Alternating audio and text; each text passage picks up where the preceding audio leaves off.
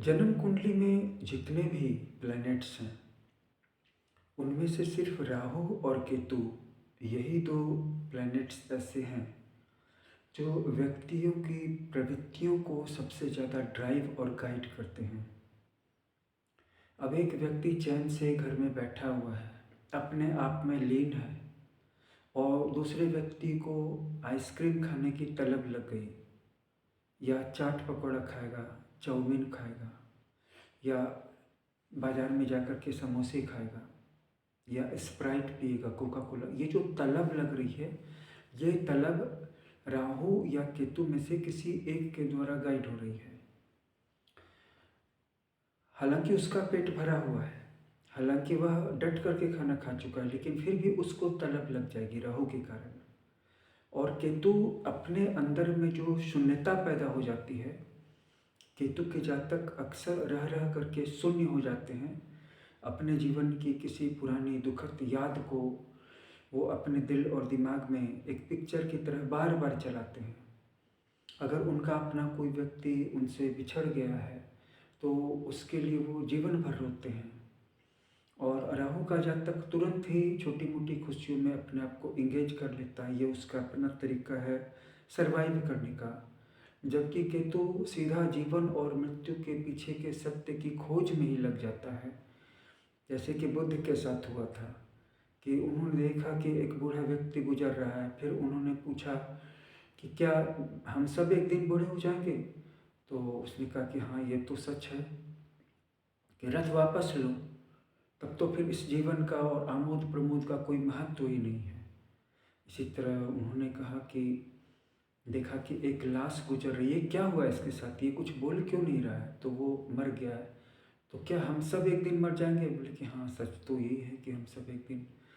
तब फिर रथ को वापस लो और सारा आमोद प्रमोद, सारी खुशियाँ अब खत्म, क्योंकि जब सबको मर ही जाना है तो आज मैं खुश रह करके क्या करूँगा? ये तो और उल्टा बड़ा धोखा हो जाएगा मेरे साथ। वो सत्य की खोज करने के लिए निकल गए। यहाँ पे केतु का चिंतन, केतु की प्रवृत्ति दिखती है कि केतु जो है उपवास है तो एक दिन और उपवास कर लेगा, और राहु वाले व्यक्ति का पेट भरा हुआ है तो वो चाट पकौड़े खाने के लिए, कोल्ड ड्रिंक्स पीने के लिए, कॉफ़ी पीने के लिए, सिगरेट पीने के लिए, बियर पीने के लिए निकल जाएगा।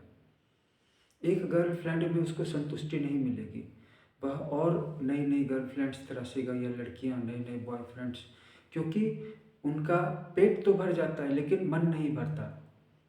और केतु का जातक जो पहले से उसके पास पत्नी है उसको भी छोड़ देगा, जैसे कि भगवान बुद्ध ने अपनी पत्नी को छोड़ दिया, अपने बच्चे को छोड़ दिया, सोते समय छोड़ दिया।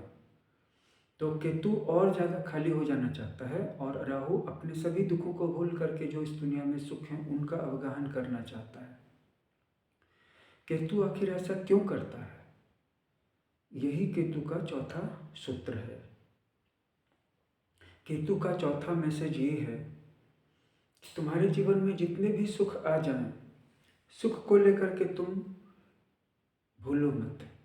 तुम्हारे जीवन में कितनी तुम्हारी कीर्ति बढ़ जाए कि लोग तुम्हें पूजने लगे, तुम्हारे पैरों की पूजा करने लगे, तुम्हारे नाम की जय जयकार होने लगे, पैसा तुम्हारे पीछे बहने लगे, आने लगे, तुम्हारा पीछा करे, लेकिन तुम अपने जीवन के उस पॉइंट को मत भूलना जो लोवेस्ट पॉइंट था, जहाँ पे तुम हेल्पलेस हो गए थे। क्योंकि जैसे ही तुम सेफ फील करते हो और सिक्योर फील करते हो तो तुम एक कन्फाइंड एरिया में बंद हो जाते हो। और इसीलिए केतु कभी किसी चीज़ को 100% पूरा नहीं करता है, क्योंकि अगर वो जानता है कि अगर मैं 100% पूरा कर दूंगा तो रिजल्ट भी 100% आ जाएगा, और इसके बाद फिर ब्लास्ट हो जाएगा। ब्लास्ट होने का मतलब है कि 0 से लेकर के 100 तक तो जो गति होती है वो लिनियर होती है, लेकिन 100 के बाद जो ग्रोथ होती है वो एक्सपोनेंशियल हो जाती है। यानी कि 100 के बाद जरूरी नहीं कि 101 हो, 101 के बाद 1 करोड़ भी हो सकता है। केतु इस बात को जानता है, इसीलिए वह कभी 99 को ही पार नहीं करता है, 100 की बात तो बहुत दूर की है। और अपने आप को दुख में, गम में डुबाए रखने के लिए सत्य की खोज उसका एक जरिया है। दरअसल सत्य की खोज भी वह नहीं करता है, सत्य की खोज करता है, लेकिन इससे उसको बड़ी मदद मिलती है ये बात याद रखने में कि इस जीवन में दुख है। केतु का चौथा मैसेज यही है कि तुम्हारे जीवन में जो सबसे लोवेस्ट पॉइंट था, सॉरो का, लॉस का, हार्ट ब्रेक का, बिरीवमेंट का, डिप्रेशन का, सैडनेस का, उसी स्टेट ऑफ माइंड को अभी और हर समय बनाए रखो। कभी मत भूलो कि इस जीवन ने तुमको एक समय ऐसे भी दिन दिखाए। कभी मत भूलो कि जिंदगी का देवता तुमको किस स्टेट ऑफ माइंड में रखना चाहता था। और अगर एक बार अपनी उस दुख की अवस्था को भूल करके सुख में भूल गए, आमोद प्रमोद में मस्त हो गए, तो इस बार जो थप्पड़ पड़ेगा वो इतना जन्नतेदार होगा कि शायद संभल ना पाओ। और केतु का जातक इसलिए न सिर्फ अपनी उपलब्धियों को 100 से नीचे रखता है, बल्कि वह अपने आप को ही शून्य कर लेता है। केतु के जातक को देखिएगा तो उनकी आंखों में आपको एक तरह की शून्यता के दर्शन होंगे, जैसे यह व्यक्ति किसी भी अच्छे काम को करने के लायक नहीं है, या यह किसी भी बड़ी सफलता को प्राप्त करने के लिए वर्दी नहीं है।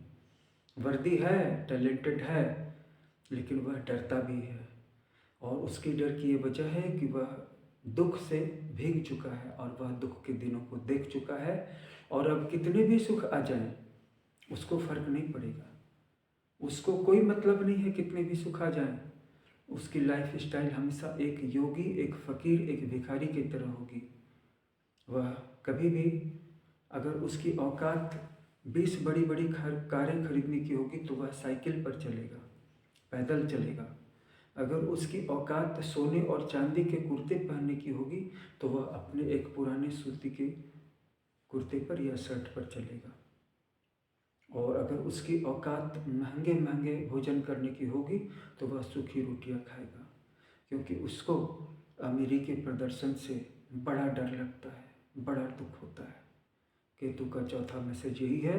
मैंने बहुत ही सिंपल, बहुत ही साधारण और सरल शब्दों में कहा, क्योंकि जो सैद्धांतिक वोकैबुलरी है वो आम लोगों की समझ से कभी कभी बाहर हो जाती है तो परेशानी होती है।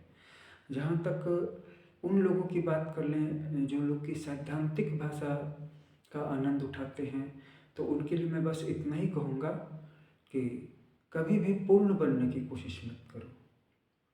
थोड़ा सा अपूर्णता का बोध वहाँ पे रहने दो। अगर पूर्ण हो भी गए, दुनिया ने तुम्हें माला पहना दी, तुम्हारी जय जयकार कर दी, तो कम से कम 1-2 घंटे अकेले में घूम लो और इस बात को याद रखो कि जो तुम पहले थे, भिखारी थे, आज भी वही तुम्हारी असली औकात है। क्योंकि तुम्हारा करोड़पति होना, तुम्हारा अरबपति होना, तुम्हारी जय जयकार करना और राजा होना तो तुमसे छीना जा सकता है, लेकिन तुम्हारा भिखारी होना, तुम्हारा गरीब होना और तुम्हारा उदास होना कभी तुमसे छीना नहीं जा सकता है। जो लोग सिंहासन पर चढ़ेंगे उन्हीं को तो सिंहासन से उतारा जाएगा, लेकिन जो लोग पहले से ही जमीन पर बैठे हुए उनको अब तुम और कहाँ उतारोगे। यही केतु का चौथा मैसेज है कि चाहे जो भी हो जाए, अपने उन बुरे हालातों को कभी मत भूलना, हमेशा दिल में रखना, याद रखना। और याद रखना कि वही मेंटल स्टेट जब तक तुम रखे रहोगे, सफलता तो तुम्हें मिलेगी ही। और ऐसा नहीं है कि केतु का जातक सफलता को ही नहीं पाना चाहता है, वह बस इस बात को जानता है कि सफलता उसे तभी मिलेगी जब वह उदास रहेगा, जब वह उन क्षणों को याद रखेगा, जिएगा और उस मेंटल स्टेट को, उस सैड स्टेट को, उस ग्रिम कंडीशन को कभी भी बाय हार्ट, कभी बाय माइंड कभी जाने नहीं देगा अपने आप से दूर। और वह हमेशा उस स्टेट को याद करके जिएगा और हमेशा तकलीफ में रहेगा, क्योंकि वह जानता है कि जितना ज़्यादा माइनस वह होगा, जितना ज़्यादा वॉइड क्रिएट करेगा, जितना ज़्यादा शून्य के नजदीक जाएगा, उतना ज़्यादा करोड़ और अरब उसके पीछे भागेंगे, उतना ज़्यादा उसकी जय जयकार होगी, उतनी ज़्यादा मालाएं और फूल उसको पहनाए जाएंगे। ऐसा नहीं है कि केतु सफलता नहीं पाना चाहता, लेकिन उसकी रणनीति उल्टी है, राहु से उल्टी है। अब मैं ये भी नहीं कहना चाह रहा हूँ कि राहु केतु के सामने बच्चा है या कुछ नहीं है। राहु अपनी जगह पे ठीक है, राहु उनको सूट करता है जिनकी कुंडली में उसको ऐसा रोल मिला है। और ये जो रोल मिला है इसको आप अपने आप से भी देख सकते हैं कि जब आप उदास होते हैं, दुखी होते हैं, तब ज़िंदगी ठीक चलती है, या जब आप अति उत्साह में दौड़ने भागने लगते हैं, नाचने कूदने लगते हैं, जंप करने लगते हैं, तो आपका जीवन ठीक चलता है। इतना तो आप भी देख सकते हैं। कुछ भी देखने के लिए देखना तो पड़ेगा ही।